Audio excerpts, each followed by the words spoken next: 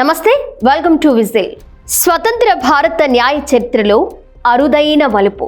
ఒక నిందితుడు స్వయంగా న్యాయమూర్తిని ప్రశ్నిస్తూ ఆమె విచారణ నుంచి తప్పుకోవాలని కోరడం సాధారణ విషయం కాదు. కానీ ఢిల్లీ రాజకీయాలను కుదిపేసిన మద్యం విధాన కేసులో ఇదే జరిగింది.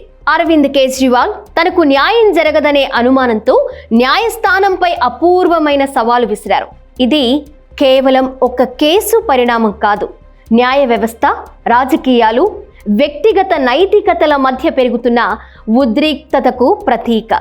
ఈ పరిణామం భారత న్యాయ వ్యవస్థలో కొత్త చర్చలకు దారితీస్తోంది. అసలేం జరుగుతుందో తెలుసుకోవాలంటే సీనియర్ జర్నలిస్ట్, విశాలాంధ్ర పత్రిక సంపాదకులు ఆర్వి రామారావు ఎడిట్ పేజ్ నుంచి ఈ వీడియో లాగ్.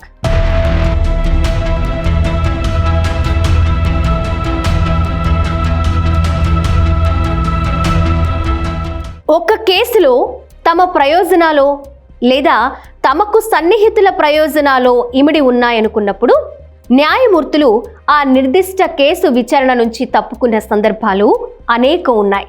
కానీ ఒక నిందితుడు తనకు సంబంధించిన కేసును ఫలానా న్యాయమూర్తి విచారించకూడదని, ఆ న్యాయమూర్తి ఈ విచారణ నుంచి తప్పుకోవాలని కోరడం బహుశా స్వతంత్ర భారత చరిత్రలో ఇదే మొదటిసారి కావచ్చు. కేజ్రీవాల్, మనీష్ సిసోడియా వంటి వారు ఢిల్లీలో అధికారంలో ఉన్నప్పుడు రూపొందించిన మద్యం విధాన వివాదంలో నిందితులు. వీరి కేసులో జైలుకు కూడా వెళ్ళొచ్చారు. ఈ కేసు ప్రస్తుతం ఢిల్లీ హైకోర్టులో విచారణలో ఉంది. న్యాయమూర్తి స్వర్ణకాంత్ శర్మ ఈ కేసును విచారిస్తున్నారు.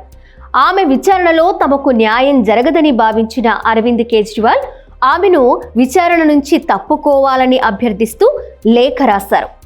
ఆమె తప్పుకోవడానికి నిరాకరించారు. దీంతో అరవింద్ కేజ్రీవాల్, ఆమ్ ఆద్మీ పార్టీ సీనియర్ నాయకులు మనీష్ సిసోడియా ఆమె ముందు విచారణకు హాజరు కావడానికి నిరాకరించారు. ఇలా విచారణకు హాజరు కానందువల్ల ఎదురయ్యే పర్యవసానాలకు తాము సిద్ధంగా ఉన్నామని వారు ప్రకటించారు. తన చర్యను సమర్థించుకోవడానికి కేజ్రీవాల్ మహాత్మా గాంధీ చెప్పిన అంశాలను ఆసరాగా చేసుకున్నారు. న్యాయం జరగదనిపించినప్పుడు అంతరాత్మ ప్రబోధం వినాలని మహాత్మా గాంధీ అన్నారు కనుక తాము కోర్టు విచారణకు హాజరు కాకుండా సత్యాగ్రహం చేస్తామని ప్రకటించారు. ఇందులో భాగంగా కేజ్రీవాల్, సిసోడియా బుధవారం రాజ్ఘాట్లో మహాత్మా గాంధీ సమాధి దర్శించారు. న్యాయమూర్తి స్వర్ణకాంత్ శర్మ ఈ కేసు విచారణను వచ్చే నెల 4వ తేదీకి వాయిదా వేశారు. నిందితులు విచారణకు హాజరు కాకపోతే న్యాయమూర్తులు హాజరు కమ్మని సమన్లు జారీ చేయొచ్చు. ఆ తరువాత కూడా పరిస్థితి మారకపోతే వారెంట్ జారీ చేయొచ్చు. అప్పటికీ వినకపోతే నిందితులు హాజరు కాకపోయినా కూడా విచారణ కొనసాగించి తీర్పివ్వచ్చు.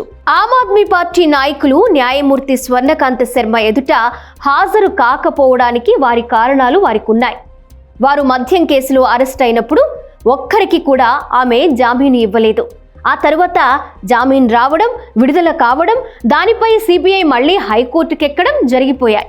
అరవింద్ కేజ్రీవాల్ రాజకీయంగా ప్రస్తుతం ఇబ్బందికర పరిస్థితుల్లో ఉన్నారు. ఆమ్ ఆద్మీ పార్టీకి చెందిన 7 రాజ్యసభ సభ్యులు బీజేపీలో చేరిపోయారు. రాజకీయంగా ఇది కేజ్రీవాల్కు పెద్ద దెబ్బే. అక్కడితో ఆగకుండా పంజాబ్లో అధికారంలో ఉన్న ఆమ్ ఆద్మీ పార్టీ ప్రభుత్వ భవిష్యత్తు కూడా అనుమానంలో పడింది. ఈ పరిస్థితి నుంచి బయటపడి ఎలాగైనా తన అస్తిత్వాన్ని కాపాడుకోవడానికి కోర్టు కేసును కేజ్రీవాల్, సిసోడియా అడ్డం పెట్టుకుంటున్నారన్న ఆరోపణలు కూడా ఉన్నాయి. ఈ వివాదం పర్యవసానాలు ఎలా ఉంటాయో ప్రస్తుతానికి తెలియదు. కానీ ఇది రాజకీయ వివాదంగా, న్యాయ సంకటంగా మారిపోయింది. న్యాయ వ్యవస్థ మీద తమకు విశ్వాసం ఉన్నప్పటికీ న్యాయమూర్తి స్వర్ణకాంత్ శర్మ మీద నమ్మకం లేదని కేజ్రీవాల్ అంటున్నారు. న్యాయమూర్తి స్వర్ణకాంత్ కుమారులు ఇద్దరు ప్రభుత్వ న్యాయవాదులే. వారు భారత సోలిసిటర్ జనరల్ తుషార్ మెహతాతో పాటు పనిచేయాల్సి ఉంటుంది. అందువల్ల తుషార్ మెహతా భావనలకు విరుద్ధంగా స్వర్ణకాంత నిర్ణయం తీసుకోలేరని కేజ్రీవాల్ వాదిస్తున్నారు. ప్రభుత్వ న్యాయవాదుల్లో అత్యున్నత స్థానంలో సోలిసిటర్ జనరల్ ఉంటారు. ఇప్పటికే ఆమె కుమారులకు 2023 నుంచి 2025 మధ్య 5,904 కేసులు అప్పగించారని, అలాంటప్పుడు సోలిసిటర్ జనరల్ అభిమతానికి విరుద్ధంగా న్యాయమూర్తి స్వర్ణకాంత శర్మ ఎలా వ్యవహరిస్తారన్నది కేజ్రీవాల్ అభిప్రాయం. కేంద్ర ప్రభుత్వం తరపున వాదించడానికి 7,000 మంది ప్రభుత్వ న్యాయవాదులు ఉండగా న్యాయమూర్తి స్వర్ణకాంత కుమారులకే వేలాది కేసులు అప్పగించడంలో ఆంతర్యం ఏమిటో అంతుబట్టని వ్యవహారమే. కేజ్రీవాల్ వాదన సబబే అనిపించొచ్చు. న్యాయమూర్తి స్వర్ణకాంత తన కుమారుల భవిష్యత్తును దృష్టిలో ఉంచుకుని సోలిసిటర్ జనరల్కు ఇష్టం లేని నిర్ణయాలు తీసుకోకపోవచ్చన్న వాదనలో పస ఉండొచ్చు. న్యాయమూర్తి స్వర్ణకాంత శర్మ ఈ కేసు విచారణ నుంచి తప్పుకోనని భీష్మించడం కూడా అపూర్వమైందే. చిన్న చిన్న అంశాలలోనూ న్యాయమూర్తులు తమకు ఏమాత్ర సంబంధం ఉన్న కేసులోనైనా విచారణ నుంచి తప్పుకుంటారు. కానీ న్యాయమూర్తి స్వర్ణకాంత ససేమేరా అంటున్నారు. మధ్యప్రదేశ్ హైకోర్టులో సుజయ్ పాల్ అనే న్యాయమూర్తి ఉండేవారు. ఆయన కుమారుడు కూడా న్యాయవాది అయి అదే హైకోర్టులో కేసులు వాదించవలసిన పరిస్థితి ఎదురైనప్పుడు న్యాయమూర్తి సుజయ్ పాల్ కొలీజియంను అభ్యర్థించి మరో హైకోర్టుకు బదిలీ చేయించుకున్నారు. న్యాయమూర్తి అతుల్ శ్రీధరన్ కూడా మధ్యప్రదేశ్ హైకోర్టులో న్యాయమూర్తిగా ఉన్నప్పుడు ఆయన కూతురు అదే హైకోర్టులో న్యాయవాదిగా ఉండవలసి వచ్చింది. అప్పుడు న్యాయమూర్తి శ్రీధరన్ కూడా బదిలీ చేయించుకుని వెళ్లిపోయారు. తమ సంతానం న్యాయవాదులైనందుకే బదిలీ చేయించుకుని వెళ్లడం అంటే ఆ న్యాయమూర్తులు తమ సంతానం న్యాయవాదులుగా పనిచేసే హైకోర్టులో పని చేయకూడదనుకోవడం వారి నైతిక విలువలకు తార్కాణం.